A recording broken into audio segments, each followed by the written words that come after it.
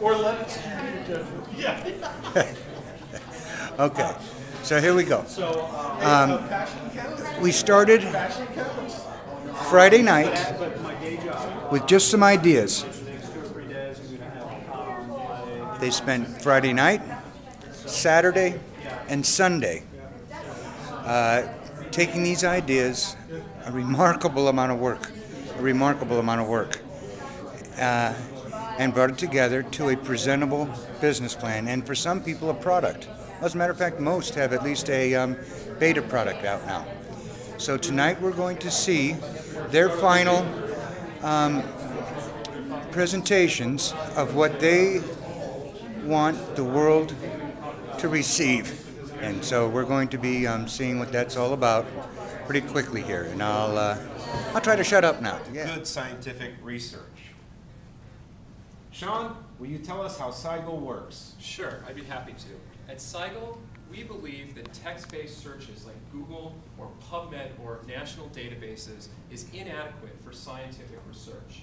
So we are building a web portal that integrates many disparate types of data, such as publication data. Hello everyone, welcome to Likety. If you're wondering how to say it, that's how you say it. It's Likety. If you want to say like Diddy, you can say that too, or Likety. So let's size up the current situation. As the world is growing, we seem to get more and more people on the planet, but fewer and fewer connections. You have all these electronic connections, and yet you don't know your next door neighbor. You don't talk to as many people as you feel like you want to, and a lot of people feel socially isolated, and this is a phenomenon that's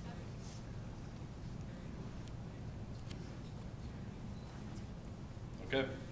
Choosing what you want to eat at a restaurant isn't always easy, so we thought about ways to make it easier.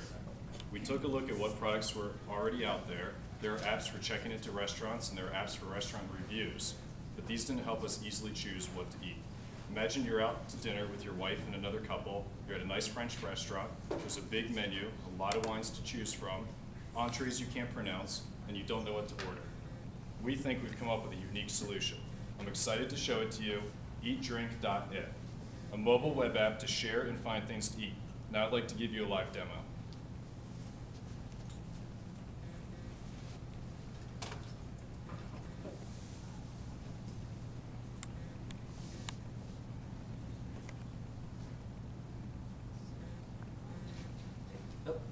Hey guys, my name is Andrew. Thanks for being patient with us for there. We love this and we can talk about it forever, but we want to show you the live app. Eatdrink.it is currently up and we're showing it to you right now. What happens right when you open this up, you see a list of locations, restaurants, and those are brought up based on my current location right now. So this field is populated. I can come down, look and see where do I want to go to eat. I think I'm going to hit rock bottom. So as you see, our app is built so much more on just the venue. Because once I get here, I'm hungry, I think I'm going to have a beer. How many have had a crappy experience at a restaurant? Right? Right? Well, same here. Let's talk to an average manager at a restaurant and find out what he has to say about this and why it happens. Kevin, you got a second to talk to us? Do I have a second? I got a line out the door. 2 servers have already canceled. I got trainees have already messed up 3 orders. I'm low on pasta, I've got overstock of wine, and my staff is too busy for me to get them together to actually tell them what we need to do. You solve these problems for me, I'll have time to talk. Wow, sounds like Kevin's got a lot of problems. Hi, thank you for coming out to Indianapolis Startup Weekend. My name is Joel Smith, and I'm here to present notes to you guys this evening. So this is me on SlimFast. I've got, and this is March 2011. It's South by Southwest, and I happen to have the time and money to attend. But I have a problem. There's 3 panels that are going on, and I can only make 1. So I'm going to go check out this social media panel, and then I disappear. My name is John Spear, and I'm one of the founders of Nomad Desk. Nomad Desk, let me tell you a little story. I was recently traveling for business. I was there a little early, a few hours before my flight. I thought, wow, great, some time to catch up on emails, get a little bit of work done. And I thought, let me go get to my gate, find a lot of room to spread out. If you're like me, when you're in the airport, sometimes you need more than 1 chair to get your laptop, the stuff out of your bag, all those things that you need to do to be productive. Well, I got to the gate and completely packed. Hard to find a seat. And I was really frustrated because I had a lot of time to spend in this airport, and I wasn't going to be as productive as I had hoped because I didn't have room to spread out. And I got to thinking, I would really like to have a desk when I'm in the airport. So I went, did some research, thought surely somebody has designed or come up with a product, a desk that's mobile that I can use when I'm in the airport. And this is what I found. And you know, this one on the lower corner here, it comes in its own bag with all the legs disassembled, and you have to put it all together. By the time I do that, it's you know, I'm going to be frustrated, and I'm not going to use that. And these others are really gadgety, and they take up a huge footprint. So I thought there's got to be a better way. So came up with the Nomad desk, and the first prototype that I pitched a few nights ago here at the Startup Weekend event. It was a really, really crude prototype. I stole some hinges off a swing that my kids had, and I glued it to this rolling bag handle. And I just hoped that there were a few other people that had some interest in helping me develop this product a little bit further. So we came up with the prototype that you see Stephen using right now. It still has some work to go, but it is a proof of concept prototype that we are able to get real information from the attendees of the Startup Weekend event. And we have been very busy getting information and feedback from all of the wonderful attendees here at Startup Weekend.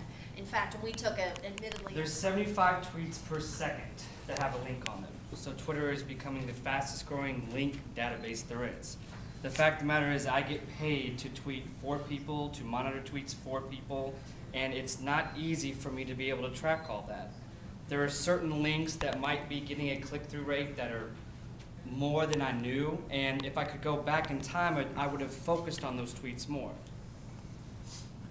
By tracking key metrics for messages, we're able to create a much clearer story. The fact is, I do social media as someone that manages accounts for people. There's all this other stuff that's before the link, you know, the engagement, listening, yada, yada, yada, yada. At the end of the day, if I'm not driving traffic to your website, I'm not doing anything for you. Links are what matter. Our business model right now... Boy, that was a tough decision for me. I don't know about you guys. I'm not going to tell you how I voted, but the votes are still coming in. No, I'm not going to show you. The judges are kicking it around a little bit. Their time is already over. I worked at Patron Path there for a year, you know, and the POS company is just... And I think pretty much everyone's voted.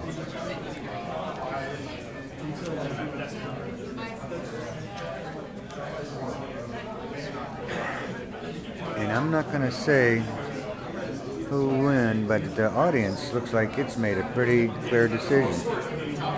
But, geez, was there really any losers here? I think this was a great time. Looks like everyone had fun.